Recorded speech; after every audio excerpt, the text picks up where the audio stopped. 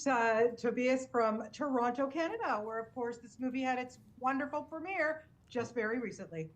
That's right. We had our world premiere there, and we're so happy to be there. How was that for you to have this, to take this baby of yours and present it at our great festival?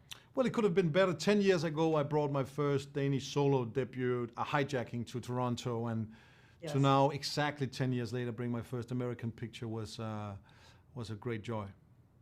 That's amazing. Well, don't wait 10 years for the next one, okay? That's a deal. Congratulations on this. I thought you did just a brilliant job. Taking on this story could not have been easy because there's so many aspects to it. But at the end of the day, what was the most important thing in your heart that you wanted to get out there for us to see? I was getting familiar with this story and reading Charles Graeber's book and Christy Wilson Cairns' first draft made me realize that it was a story about the importance of humanity, the importance of us as individuals in these systems insisting on humanity, and I think that's the big takeaway from this story. On the surface, yes, it's a serial killer movie. It's a story about the most prolific serial killer in American history, Charlie Cullen. But underneath that, and in the core of it, it's a story about Amy Loughren, a single struggling mom, Yeah. ICU nurse, doing what a whole system couldn't do. Yeah, it's such an extraordinary story to me, and Jessica and Eddie are so fantastic. I mean, honestly, those two could read. You could direct them reading a phone book, and I'd be like, "How much can I pay to watch that?" I mean, they're so unbelievable. And I really did. You have them in mind when you were starting to cast the film? So, Zero Dark 30, Catherine Bigelow's wonderful film, was the first one I bought the 3 p.m. and the 5:30 p.m.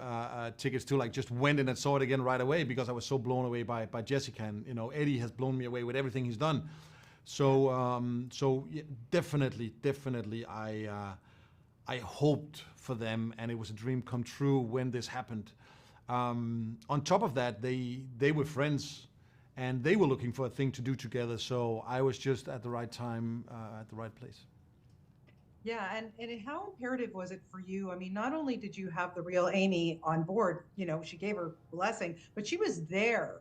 What was it for you to direct something like this, have that responsibility, and to make sure that she's happy? Well, I don't know if happy is the word, but that she respects that everything that you're doing is in her best interest. Well, hopefully, other storytellers like me will agree that we always carry that responsibility. It's a huge pressure when you allow yourself to portray real living people, real living victims, real living traumas. Then a responsibility follows to respect that. And Amy being on set reminded us of that. But I would say that I constantly felt that pressure from when I took this on. Yeah.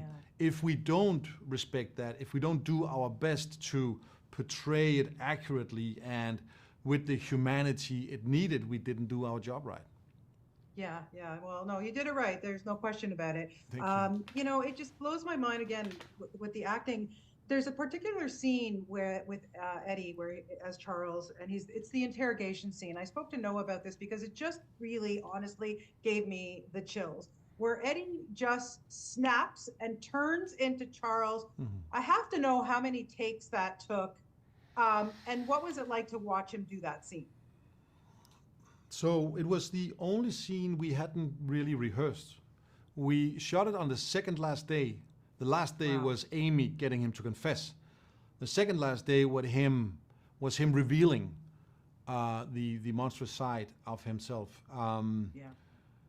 It was a pretty intense day, and I remember, since we hadn't rehearsed it, I would try to help, or at least like put in an obstacle. So I would handcuff Eddie to the table. He didn't know that when we started the scene, but doing that, it made this sound clunk, and I saw him right away. Like, I saw his eyes go like cuckoo, like he had an idea. And then when Noah really started to put pressure on him, and that whole "I can't" thing happened, I thought that I had lost Eddie for a second there. I actually thought that he had went mad or that he wasn't okay. So I walked in on set from my monitor, and he must have sensed that I was worried, because in that whole moment he just looked up at me and he said, "I'm all right, pal," and then he went back down. And I just stayed by the monitor for the rest of the day and enjoyed the show. It was it was one of the most intense shoots I've been part of.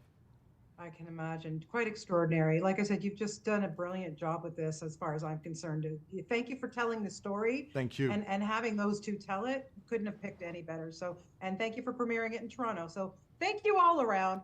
Have a wonderful weekend. Thank you. Thank you so much for your time. Okay. Take Bye. care. Bye-bye.